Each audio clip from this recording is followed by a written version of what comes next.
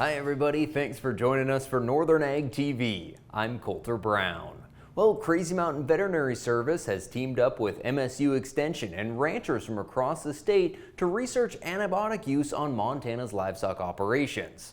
I caught up with Dr. Katie Ryan, who might be one of the busiest vets in the state, and I asked her why she wanted to take on this effort to survey ranchers from across the state and what kind of information they're trying to glean from producers on antibiotic use.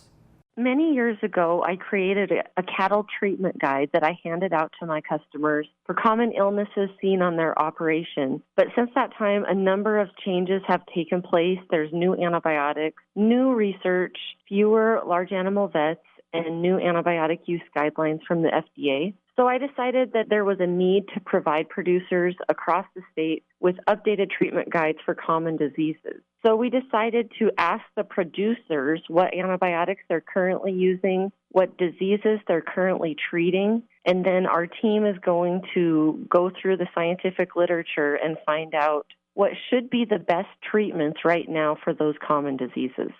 Well, FFA members from across the region were in Billings this week for the Nile, competing in sales and service, livestock judging, vet science, a whole slew of competitions. Next week, though, many of them will be heading east to Indianapolis for the National FFA Convention. And then next on the docket, well, that's November 14th through the 16th, the Montana FFA Ag Expo. I spoke with Kurt Robbins, Interim Executive Director of the Montana FFA Foundation, and he said this might be their biggest event yet, but they need some help in lining up judges and volunteers to really pull the expo off. We've got this huge event coming up in November, and every year it just gets bigger and bigger. We're anticipating in excess of 1,800 FFA students at MSU. We need about 400 volunteers to make this truly successful. Go to montanaffa.org. The 32 different contests we're doing, they're listed on there. Those are either Thursday the 14th or Friday the 15th, and you can go on and add your name, a field that you're interested in, and that'll help us out. Well, speaking of upcoming events, tomorrow I'm headed for Whitefish for the Montana Farmers Union Annual Convention. It begins with some pre-convention tours of Kalispell Creamery, Glacier Processing, and Fritz Farm. Then the opening general session will be held Friday morning. Lot to cover there. Farm Service Agency Administrator Zach Duchesneau will be in attendance. Looking forward to hearing from 2023 Leopold Conservation Award winner Kurt Millimaki. Of course, National Farmers Union President Rob LaRue will be there, and some interesting panels on local food systems and resources for beginning farmers and ranchers. Well, the hay market continues to move slow but steady, maybe a little bit of a pickup in demand as ranchers market their calves. Right now, USDA is quoting most of the fair to good quality alfalfa from $125 to $140 a ton, and grass and alfalfa grass mix selling from $115 to $120. And the Montana Department of Commerce has launched an agritourism grant program that was funded by the legislature in 2023. Commerce Director Paul Green said they hope the grant program will help farmers and ranchers generate new revenue streams to expand their operations. Green said that their goal is to create agritourism opportunities with a focus on rural, under-visited locations and generate tourism revenue that will benefit local economies across the state. Applications for the program are due on October 24th.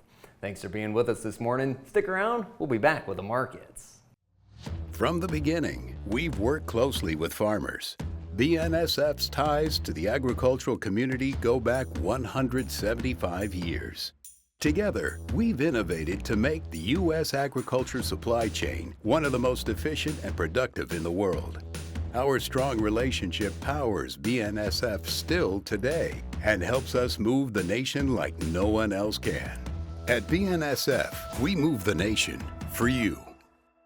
Well, thanks for hanging with us for the markets here. The other shoe did finally drop in the cattle futures. We saw a steep pullback Tuesday, $1 to $3 lower for the live and feeder cattle. Nothing to be real shocked about there. We had been contra-seasonally increasing, which usually we see some fall pressure, especially as the run of calves hits the market. Now, the cash market has been strong the last month or so, held steady last week with live deals averaging 187, dressed at 296. Packers going to try to work that cash down this week as feedlots need to move cattle that have been held back and are gaining even more weight.